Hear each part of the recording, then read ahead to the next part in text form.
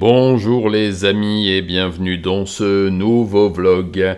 Petit vlog un peu sérieux et récapitulatif aujourd'hui puisque je voudrais revenir sur les avancées de mes investigations en groupe sur l'affaire du curé empoisonné de Wakayama, donc l'affaire de Madame Hayashi Masami qui est toujours en prison, alors nous parlons toujours dans le couloir de la mort. Comme vous le savez, je travaille, c'est le cas de le dire, parce que ça prend pas mal de temps, régulièrement sur cette affaire depuis pas mal de temps. Je vous avais proposé l'an dernier, en 2022, oui c'est ça, une vidéo assez complète, je l'espère, sur cette affaire, en posant à la fin de la vidéo, justement, la question de sa culpabilité. Vous le savez, je ne crois pas en sa culpabilité. J'ai des preuves matérielles partagées par une de mes sources anonymes, que je vais anonymiser du moins. Je l'ai rencontré, mais il ne souhaite pas diffuser et divulguer son identité. Vous verrez pourquoi quand on aura terminé l'ensemble du travail. On va l'appeler Jack, puisque c'est comme ça qu'il se fait appeler. C'est donc un enquêteur proche de ceux de l'équipe qui avaient travaillé à l'époque sur le dossier. Je voulais vous en parler parce que nous travaillons maintenant depuis 1 an et demi, tous ensemble. Donc c'est un groupe d'enquêteurs qui réunit des anciens policiers, des policiers toujours en activité, un ancien magistrat et quelques avocats, plus des journalistes et des étudiants qui se relaient justement pour faire les petites mains et étudier les milliers de pages des rapports d'enquête, des comptes rendus d'audience, d'audition, etc. C'est assez long, donc il y a beaucoup d'étudiants qui se sont portés volontaires là-dessus. Koichi, le fils aîné de Madame Hayashi, qui est assez actif sur les réseaux sociaux et dans les médias, avec lequel je suis en relation aussi, m'a fourni pas mal de choses et nous a fourni après d'autres choses. On a eu l'occasion de parler à plusieurs reprises. Je voulais faire ce petit point avec vous aujourd'hui parce qu'il y a un petit documentaire qui est sorti sur NHK au Japon, donc que je vous mettrai en description pour que vous alliez jeter un petit coup d'œil. Dans ce petit documentaire qui dure un quart d'heure, je crois, c'est une pastille documentaire de NHK. Koichi, enfin c'est pas son vrai nom, mais c'est le nom sous lequel il est connu par les médias, revient sur cette douloureuse affaire du point de vue des enfants de Madame Hayashi, du calvaire qu'ils ont vécu pendant l'enquête, après l'enquête aussi, pendant le procès, avec le siège des télévisions et des journaux et des radios devant leur maison, dans leur maison, même les intrusions, le véritable enfer que ça a pu être pendant des années, et à chaque fois que l'enquête ressortait, que des nouvelles avancées, ou qu'une révision de procès, ou qu'un appel s'annonçait, eh bien la famille, les enfants surtout, étaient à nouveau victimes de ce harcèlement. Vous verrez qu'il y a des images d'archives, mais j'en ai mis déjà pas mal dans ma vidéo, qui montrent l'enfer qu'ont vécu les enfants de Madame Hayashi, et l'enfer qu'elle vit elle aussi, parce que je vous rappelle qu'elle est toujours aujourd'hui dans le couloir de la mort, alors que tout tente à prouver qu'elle est innocente. Je vous en parle avec beaucoup d'assurance parce que j'ai eu l'occasion de lire à maintes reprises justement le dossier d'instruction, le dossier de révision aussi, tel qu'il a été préparé par les avocats et tel qu'il est prêt à être envoyé à nouveau au juge de la Cour suprême pour la révision du procès. Pour l'instant, elle n'a pas été encore prononcée, ni planifiée, et ni acceptée. Mais c'est la première fois en plus de 20 ans que, en 25 ans, qu'il y a peut-être une brèche, peut-être une faille, puisque il va falloir saisir une cour locale, étant donné que tous les échelons d'appel possibles ont été utilisés par les enfants et par les avocats. Donc la seule faille dans le système judiciaire japonais actuellement pour qu'on puisse rouvrir le dossier, c'est saisir une petite cour locale, de ces cours de justice qui s'occupent d'habitude des affaires de clôture, de chiens écrasés et d'autres choses un peu moins importantes. Les éléments sont tous à disposition maintenant de notre petite équipe. Alors moi je suis un peu la cinquième roue du carrosse parce que maintenant en plus je suis à distance, mais je fais quand même ma part de travail en analysant les pièces, en essayant de donner du temps de cerveau disponible. Alors cette fois-ci pas une marque de soda, mais plutôt à ce que j'espère être la justice, on verra bien, même si ça semble être très très très compliqué.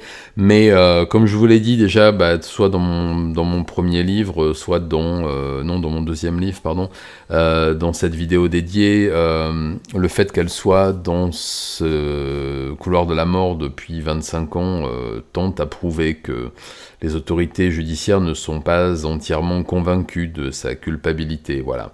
Ce qui est dommage aussi, c'est que aujourd'hui, et là je me base sur un micro-trottoir qui a été fait par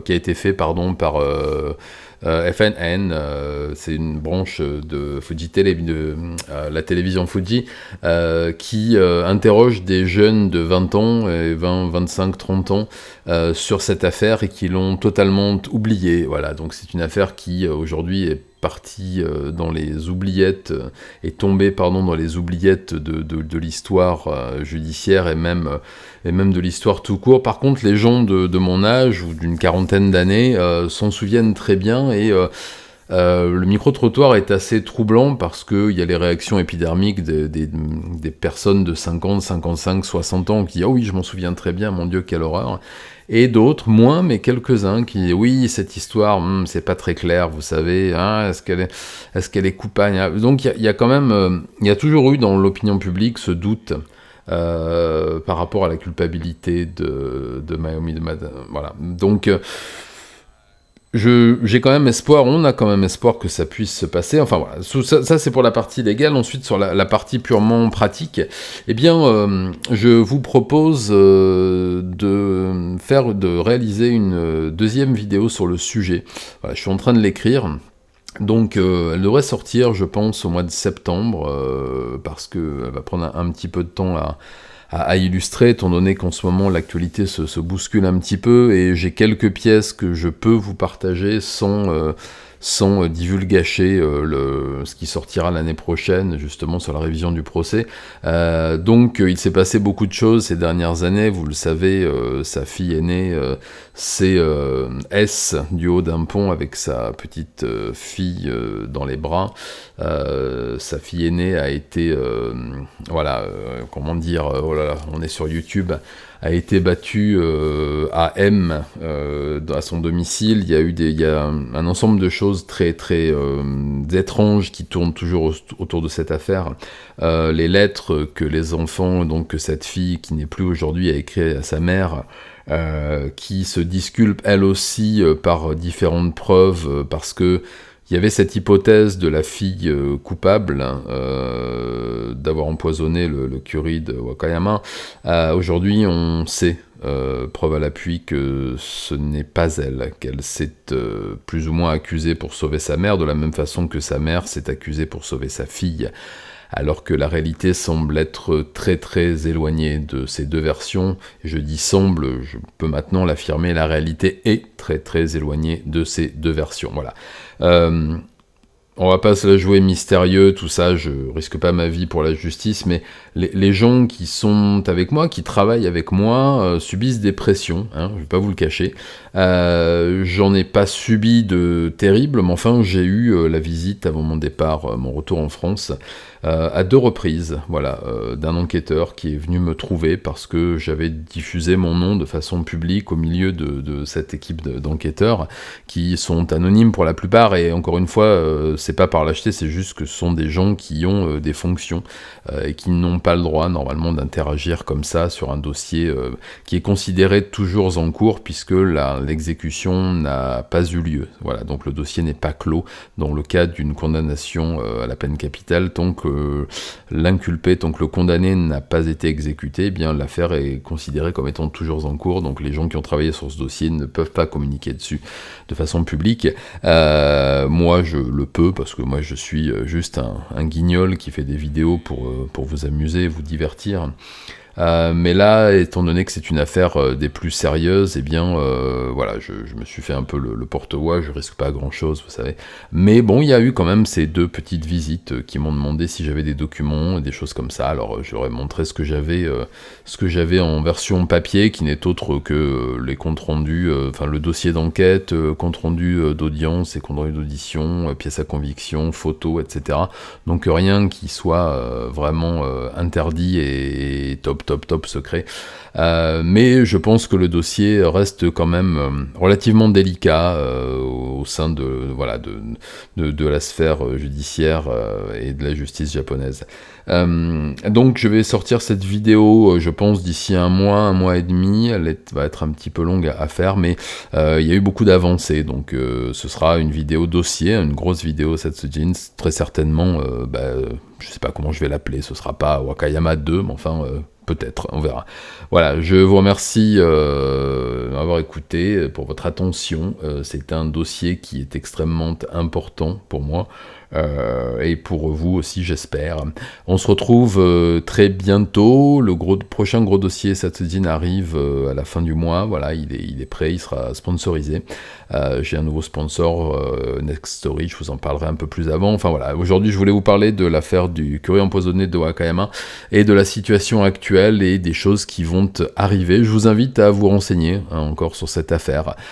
Si vous ne savez pas ce dont je parle, eh bien allez voir la vidéo que j'ai fait l'année dernière, ça pourra peut-être vous apporter quelques éclaircissements. Je vous remercie, je vous souhaite une bonne soirée et je vous dis à très bientôt. Allez, matane!